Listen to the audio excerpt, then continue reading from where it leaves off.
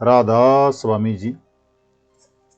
आज के सत्संग की बानी स्वामी जी महाराज जी की है। सत्संग के वचन महासुन इक नगर अपारा, कहूँ कहा अचरज विस्तारा। इससे ऊपर महासुन है जो जुल्मात या घोर अंधकार का पर्दा है। इसका विस्तार भी बड़ा अद्भुत है। अब महासुन पार ब्रह्मा से ऊपर है। इसको पार करना अति कठिन है। जहाँ तिमिर खंड है यानी अंधेरा ही अंधेरा, अंधेरा भी इतना कि इसकी अपनी रोशनी 12 सूरज की होने के बावजूद रूह उसे पार नहीं कर सकती, क्योंकि रूह की अपनी रोशनी 12 सूरज के बराबर है। लेकिन महाशून्य का अंधेरा इतना ज़्यादा है कि ये फिर भी उसको पार करने में असमर्थ है। और उस अंधेरे से पार कराने के लिए सतगुरु साथ साथ आगे होकर चलते हैं, क्योंकि ये स्थान अति भयानक है और सतगुरु की मदद के बिना इसका अपना 12 सूरज का प्रकाश कुछ भी काम नहीं देता है ना। बहुत अचंबा।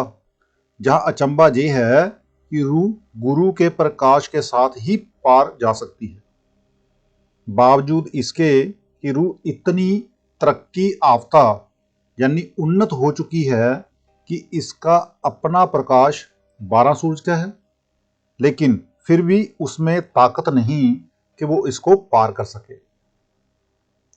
कोई ऊपर से नाम का रसिया आया हो और वह इसको ले जाए तो ले जाए, वरना इसकी अपनी आप जाने की कोई सूरत नहीं। हालांकि पार ब्रह्मा में जाकर रूह का अपना प्रकाश 12 सूरज का हो गया, फिर भी महाशून्य के अंधेरे में ये प्रकाश कुछ नहीं कर सकता। क्या कहते हैं गुरु अंगद साहिब? जे सौ चंदा उगवै सूरज चढ़े हजार, इत्ते चानन होंदिया गुर बिन घोर अंधार। क्या ही हिंदू, क्या मुसलमान, क्या और दूसरी कौमें, मतलब ये कि सारी दुनिया गुरु की इज्जत क्यों करती है? क्योंकि उस महाशून्य के मैदान से सिवाय गुरु के कोई भी पार कराने वाला नहीं है। गुरु ही सूरत का हमराह है। अगर आप एक बार भी गुरु की मदद से महाशून्य के अंधेरे चौक को पार करके सचखंड पहुंच जाओ, फिर आपकी मर्जी है जब आओ, जब आपकी मर्जी है जब जाओ। फिर आप कहते हैं दुन जहां चार गुप्त अति जीनी, संत बिना कोई परख न चीनी। वहां 4 दुने हैं जो कि अति निर्मल, कोमल, मधुर और सुरीली हैं। प्रकट हो जाती हैं, उनको सिवाय संतों के और कोई नहीं सुन सकता। इसके अंदर वे मीठी से मीठी और प्यारी से प्यारी रागनियां अल्लापी जा रही हैं, जिनको अगर आधा घंटा भी सुन लो तो आपका जन्म मरण खत्म हो जाए। अगर उनको ना सुनो तो आपके कितने खोटे भागे हैं। जितने कामिल फकीर हुए हैं, चाहे वो हिंदुओं में हुए हैं, चाहे मुसलमानों में, चाहे सिखों में, चाहे ईसाई में, सबने मालिक से मिलने का रास्ता 5 शब्द का ही बयान किया है।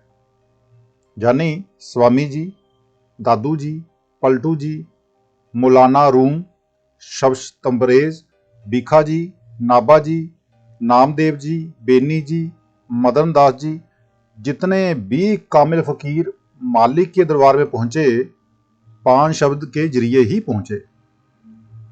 अब आप ही बताओ कि दुनिया किधर जा रही है? उनको ये भी पता नहीं कि 5 शब्द क्या है। मुसलमान 5 शब्दों की जगह 5 नवाजे पढ़ लेते हैं। सिख 5 शब्दों की जगह 5 बानियां पढ़ते हैं। वे लिखने पढ़ने को शब्द कहते हैं। मैं कहता हूं कुल दुनिया उल्टे रास्ते पर पड़ी हुई है। अच्छा जो मौज, इसके अंदर सच्चा नाम है और ये खुद ही खुदा है। इसके अंदर कुल दुनिया है, खंड ब्राह्मण है। नाम को छोड़कर जे अन्य कामों में पड़ा हुआ है। कभी बेटे की शादी है, बाजे बजते हैं, खुशियां हो रही हैं, आपे से बाहर हुआ बैठा है। फिर कोई और दुख है, फिर रोता है, सिर पीटता है। ये खुशी और गमी का मैदान है। ये द्वंद्व रचना है, ये दुनिया है। उल्टा रास्ता है, असली सच्ची राह नहीं। तो गुरु अमरदास जी कहते हैं, खिन मह हसे खिन मह रोवे, दूजी दुर्मत कारज न होवे। अंचित दीप तहम दाए रहता, सहज दीप 10 पालंग बसता। अंचित दीप दाहिनी तरफ है और सहज दीप का घेरा पालंग का है। पालंग का प्रमाण है कि त्रिलोकी की रचना एक पालंग घेर में समझी जाती है। फिर कहते हैं, महिमा दीप कहाँ कहूँ बारी, संतोष दीप तहाँ बाएं संबारी।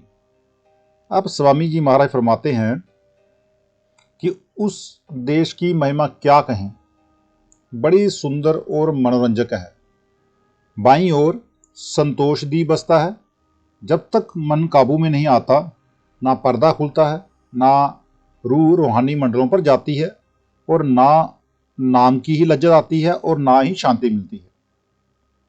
बड़ी शिकायत तो स्त्रियां और पुरुषों की ये है कि जी मन नहीं लगता, अंदर कुछ नजर नहीं आता।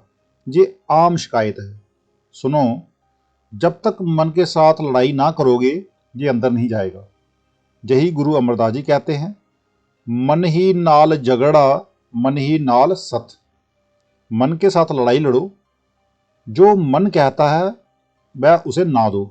दुनिया में मन मत और गुरु मत, दो ही रास्ते हैं।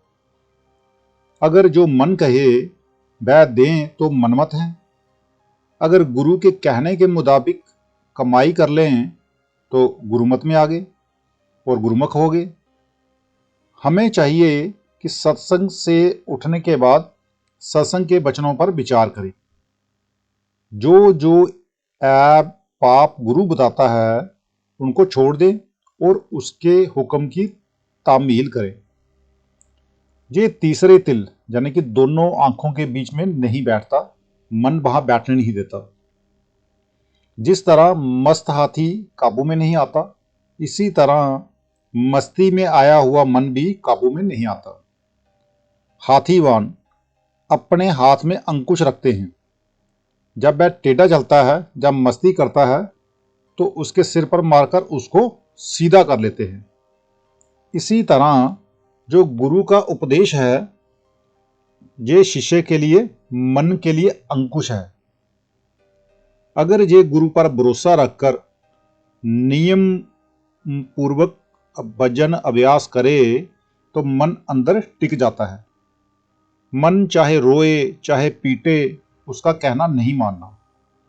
अगर मन आज ना माना तो कल जरूर मान जाएगा, कल नहीं माना तो 4 दिन के बाद मान जाएगा। पर जब आप लगातार कोशिश करोगे तो मन आस्ता आस्ता मानना शुरू हो जाएगा, यानी भजन में लग जाएगा। गुरु का उपदेश कहो या शब्द, जब शब्द की कमाई की, मन काबू में आ गया। जिस तरह मस्त हाथी अंकुश के द्वारा काबू में आ जाता है, इसी तरह शब्द की लज्जत पाकर मन वश में आ जाता है। मन को वश में करने का और कोई तरीका है नहीं। क्या कहते हैं गुरु रामदास जी, मन खिन खिन बरम बरम बहुदावे, तिलगर नहीं बासा पाइये। गुर अंकस शब्द दारू, सिरदारियो गर मंदर आन बसाइये। तहम एक जिरना अजब रचानी, सुरत नृत से गही निशानी।